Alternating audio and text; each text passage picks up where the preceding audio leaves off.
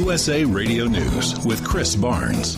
Senate Majority Leader Mitch McConnell says when it comes to the special counsel Robert Mueller's investigation into possible Russian meddling in the 2016 election, it should be declared case closed. And how we can finally end this Groundhog Day spectacle.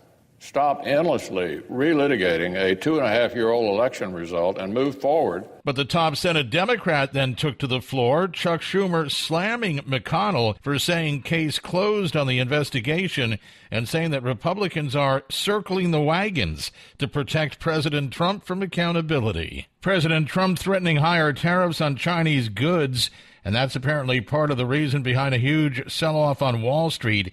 At last check, the Dow Jones Industrial Average was down over 400 points. The Nasdaq also trading about 160 points lower. And this is USA Radio News.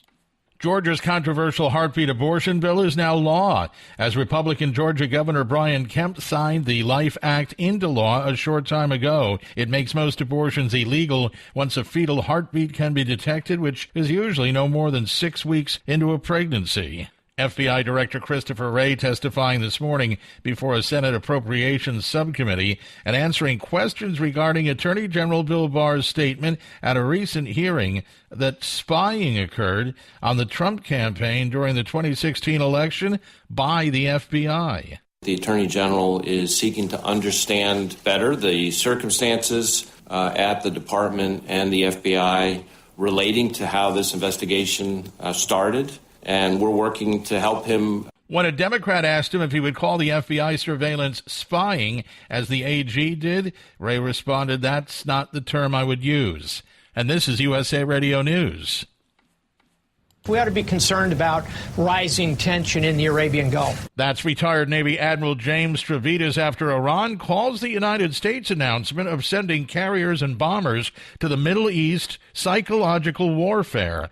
The admiral says while these carrier deployment patterns are typical, the announcement itself does seem to speak to some sort of military escalation. It's pretty common to have one in there. What is different is coupling this speed-up deployment with the rhetoric. He spoke on MSNBC. An American singer is announced the winner of a major award, but before he can even accept it, it's been taken away. We all got up to dance, but we never got the chance. It was just hours after singer Don McLean announced that he was getting a Lifetime Achievement Award that it was then rescinded because of a past domestic violence charge. The George and Ira Gershwin Award for Lifetime Musical Achievement had been given to the American Pie singer by the Student Alumni Association of the University of California in Los Angeles soon after the group discovered McLean had pleaded guilty to domestic violence against his wife in 2016. McLean's publicist calls the decision to then take the award back publicly disrespectful